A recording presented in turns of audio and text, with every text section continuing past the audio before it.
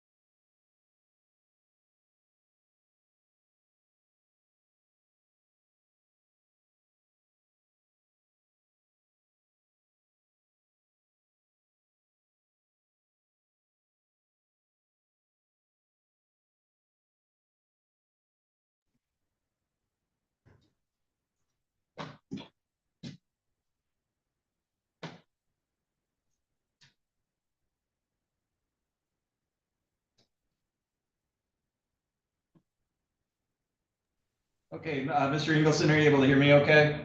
I am, Your Honor, yes. Thank you. We'll go on the record in Van Wormer versus Trozak. This is Emmett County file number 241085553. The court is sitting in this matter by assignment. We have present on behalf of the plaintiffs, Van Wormer, Mr. Ingleson. This hearing was set for 11 a.m. It is now 11:15. The defendant or defendant's counsel has not appeared. The court has tried. First of all, the court did confirm that they're not physically present at the courthouse in Petoskey by mistake. The court also reached out to Mr. O'Keefe's office to find out the reason why he has not signed in or appeared. As far as I know, no one has been able to contact Mr. O'Keefe. I instructed court staff to let him know that he needed to sign on by 11:15. So we're here today, number one, for defendant's motion to set aside a default, which based on their failure to appear here and the fact that the default was premised on defendant's failure to appear, the court is going to deny that motion. And then this was also set for a status conference. So given Mr. Ingleson that the motion to set aside the default has been denied and your complaint, after having reviewed that, sought injunctive relief, which the court has granted by way temporarily of a preliminary injunction, and declaratory relief, how do you want to go forward so that I can get a final order and get this case wrapped up? Right. Well, we, as the court's aware, secured a HVAC or electrician, I guess it was, I'm not quite sure what, and got a new gas line put on the outside of the building and then drilled through their end of the property into and were able to connect their furnaces during that, if you will, emergent time frame in mid-November at the time we filed suit and sought the ex parte order. That was at considerable expense, number one. Number two, they've spent a considerable amount of money with legal fees. So my goal would be to request a default judgment, ask for obviously a permanent injunction continuing so that they not interfere again. And number one, number two, and ask the court to consider the monetary damage affiliated with what occurred last year. Okay, so in my view, you know, the cost of installing the new line, I mean, that's a sum certain, right? It is. Okay, are you asking for damages above or beyond that sum certain? Well, number one is that. Number two is our costs and fees. The third item that my client has mentioned to me was the interruption of their work that affiliated with completing a restaurant that they were building in the lower portion of the building.